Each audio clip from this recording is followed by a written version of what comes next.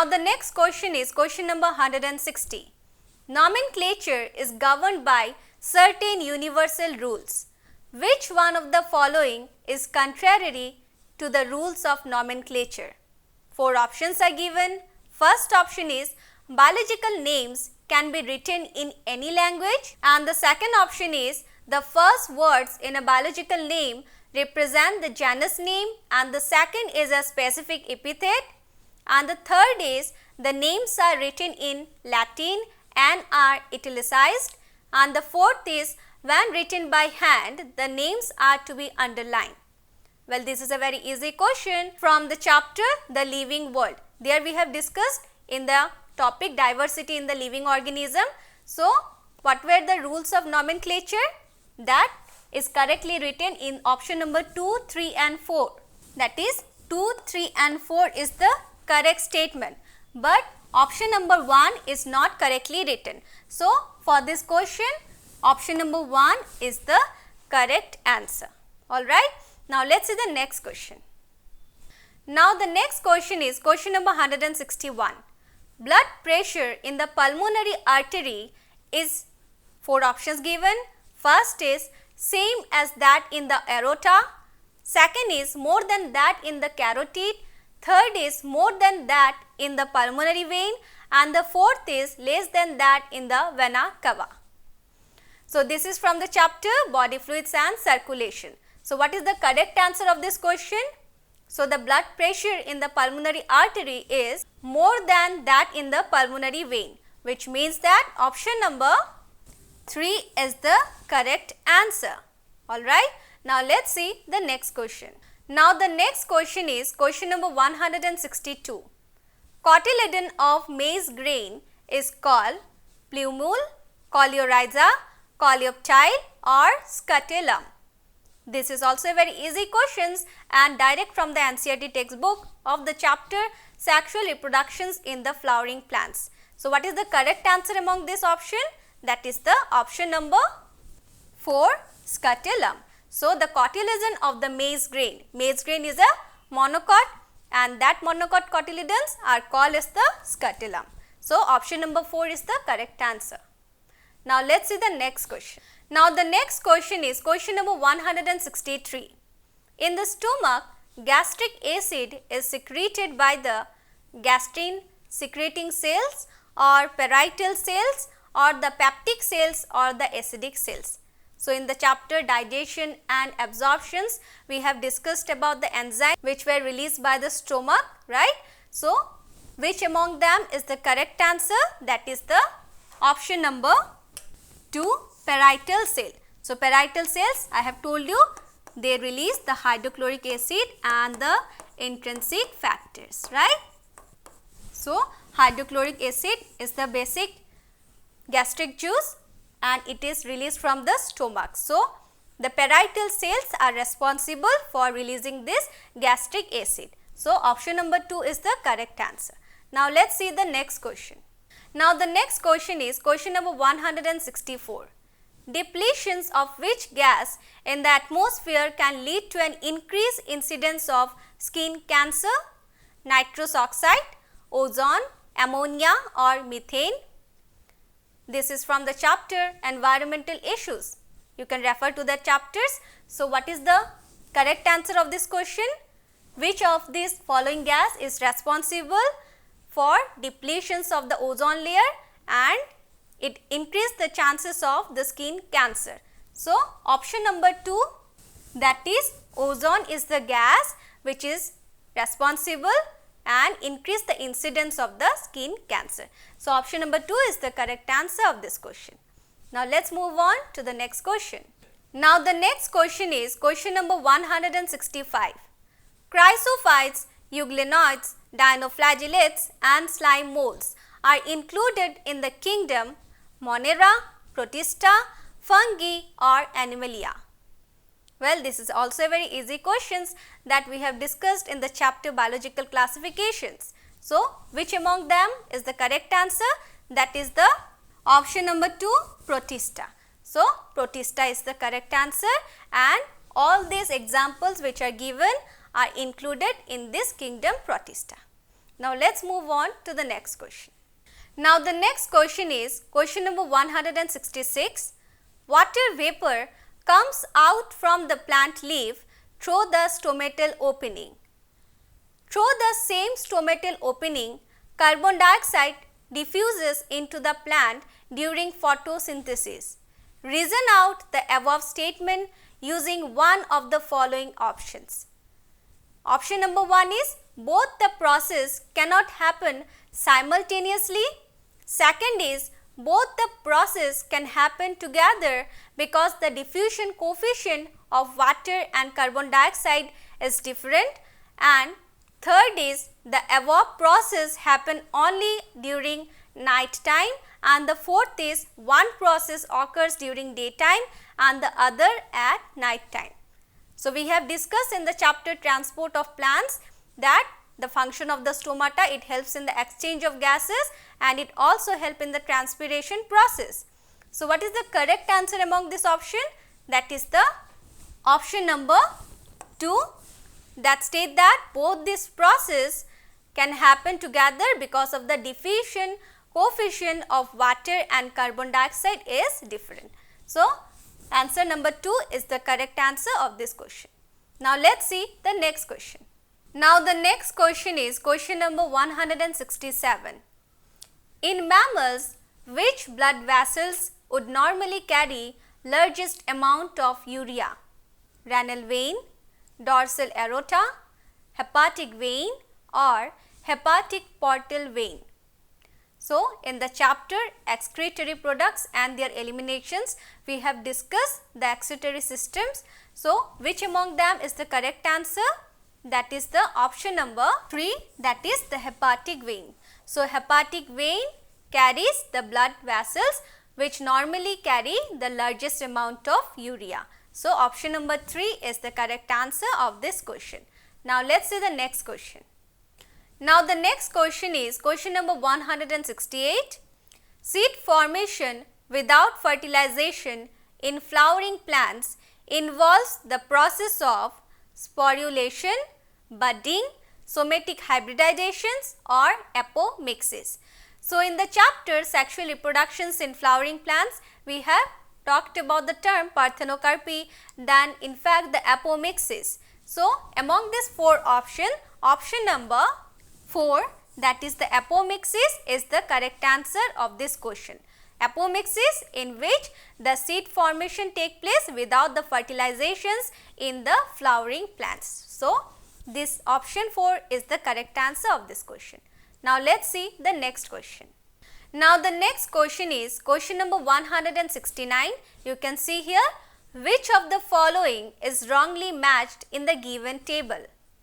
First is Trichoderma polysporum, which is a microbe, and their product is cyclosporin A, and their application is immunosuppressive drugs.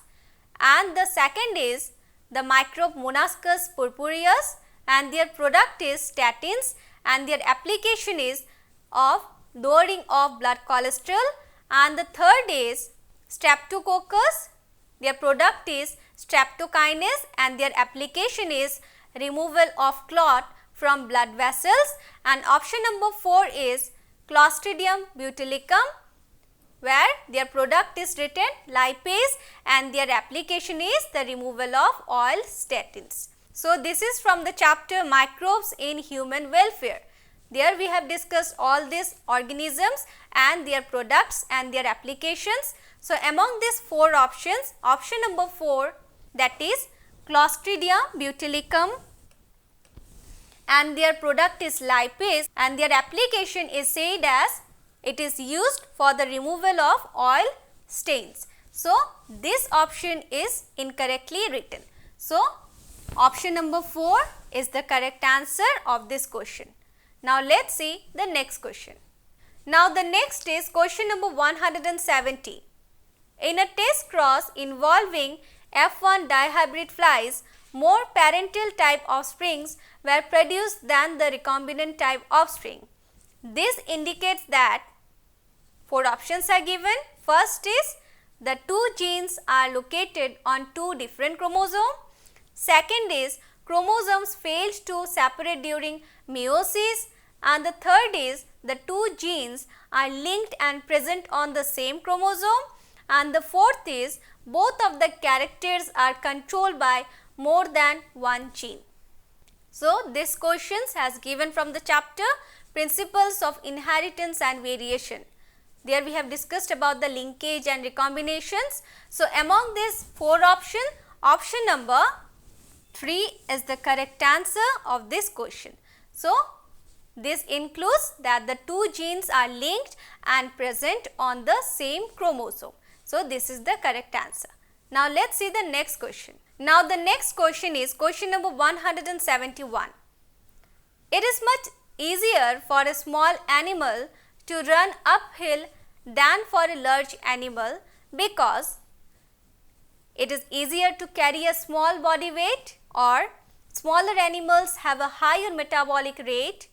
Third is small animals have a lower oxygen requirement, and the fourth is the efficiency of muscles in large animals is less than in the small animals. So, well, these questions has given from the chapter Body Fluids and Circulations. So, there we have discussed the efficiency of the oxygen and carbon dioxide with the hemoglobin. So, in this question it has asked that it is much easier for a small animal to run uphill than for a large animal. Why this is so? It is because the smaller animals have a higher metabolic rate. So, among these four options, option number 2 is the correct answer, while rest of the options are not correctly said. Now, let us see the next question. So, the next question is question number 172. Which of the following is not a characteristic feature during mitosis in somatic cells? Options are given: spindle fibers, disappearance of nucleolus, chromosome movement, or synapses. So, you are very familiar with all these options given in these questions, and it is from the chapter Cell Cycle and Cell Divisions. So, while discussing about the mitosis and meiosis, we have got all this term. So, in this question it has asked that which among them is not a characteristic feature during mitosis in the somatic cell? The option is given here. So, which among them is the correct answer? That is the option number 4, synapses. So, synapses is not a characteristic feature of mitosis in the somatic cells. Somatic cells you know very clearly, that is the vegetative cells. Now, let us see the next question. Now, the next question is question number 173. Which of the following statement is not correct? First statement is pollen grains of many species can germinate on the stigma of a flower, but only one pollen tube of the same species grows into the style.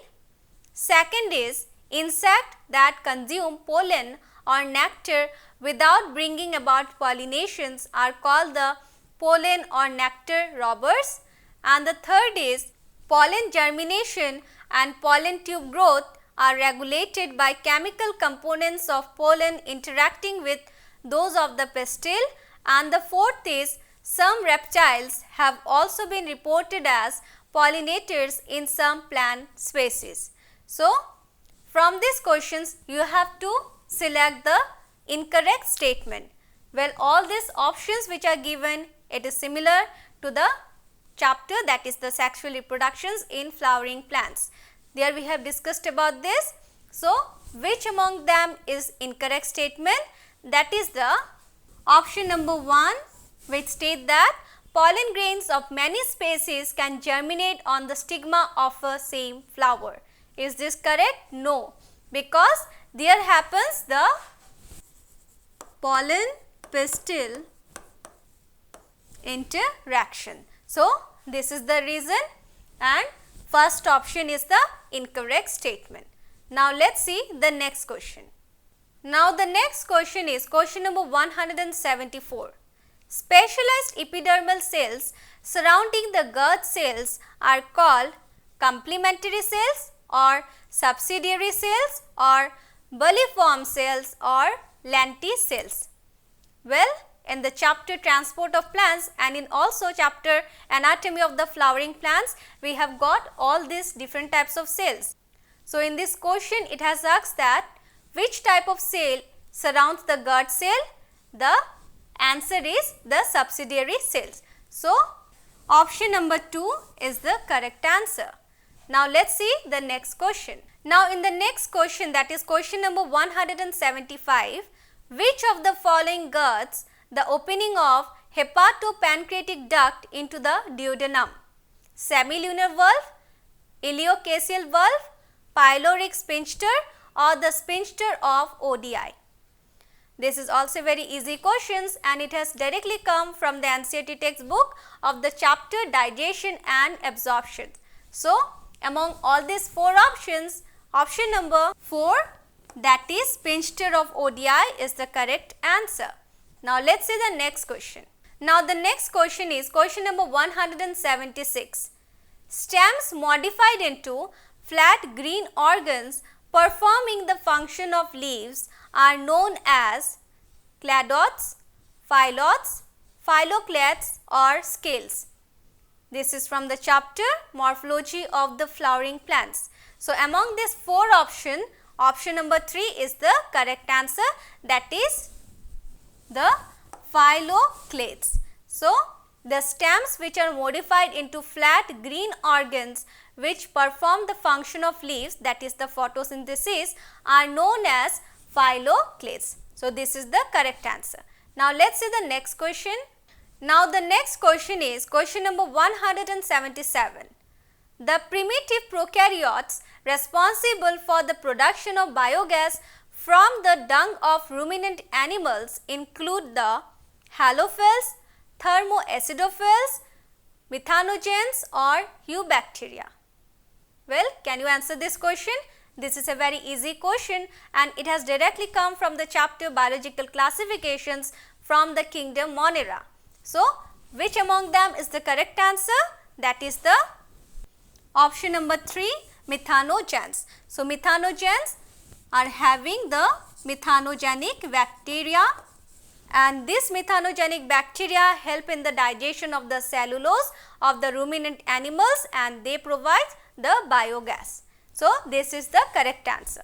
Now, let's see the next question. So, in the next question, that is question number 178, you can see here a river with an inflow of domestic sewage rich in organic waste may result in, there are 4 options given. First is drying of the river very soon due to algal bloom. Second is increased populations of aquatic food web organism. Third is an increased production of fish due to biodegradable nutrients, and the fourth is death of fish due to lack of oxygen. So, in the chapter environmental issues, we have discussed about the biological oxygen demand and the dissolved oxygen. There we have got a graph, you have remembered that. So, that was the BOD and this was the DO. I hope you have remembered this graph very clearly. So, from this graph, what is the correct answer from this option? That is the option number 4. So, option number 4 is the correct answer of this question. Now, let's see the next question. Now, the next question is question number 179. You can see here a cell at telophase stage is observed by a student in a plant brought from the field. He tells his teacher that this cell is not like other cells at telophase stage. There is no formation of cell plate and thus the cell is containing more number of chromosomes as compared to other dividing cells. This would result in aneuploidy, polyploidy, somaclonal variations or polyteny. So, we have described in the chapter cell cycle and cell divisions about the telophase stage and the anaphase and all the stage of the mitosis and the meiosis, right. So, among these 4 options, option number 2 is the correct answer of this question, that is the option number 2, polyploidy. So, polyploidy is the correct answer of this question. Now, let us see the next question. Now, the next question, that is question number 180 and this is the last questions of biology question paper. So, here in this question you can see here a typical fat molecule is made up of, options are given. First is 3 glycerol molecules and 1 fatty acid molecule. Second is 1 glycerol and 3 fatty acid molecule. Third is 1 glycerol and 1 fatty acid molecule, and the fourth is 3 glycerol and 3 fatty acid molecules. So, this is from the chapter biomolecules. There we have described all the structure of amino acid, then carbohydrates. So, the fats is made up of 1 glycerol and 3 fatty acid molecules. So, among these 4 options, option number 2 is the correct answer of this question. So, these are all the 90 questions of biology. I hope you can answer all the questions very clearly, because all the questions which have come in the 2016 question paper, they are all from the NCERT textbook. So, what we have to do, we have to study very well to all the chapters of both class 11 and 12. So, all the questions which have come in the biologies carry 4 marks and overall it is of 360 marks. So, keep practicing. So, let's see again in the next question paper. The de Broglie wavelength of a neutron in thermal equilibrium with heavy water at a temperature T in Kelvin and mass m is given by. So, you have to go to the chapter dual nature of radiation and matter, and there we have this formula. Okay. So, we need to calculate the wavelength. Fine.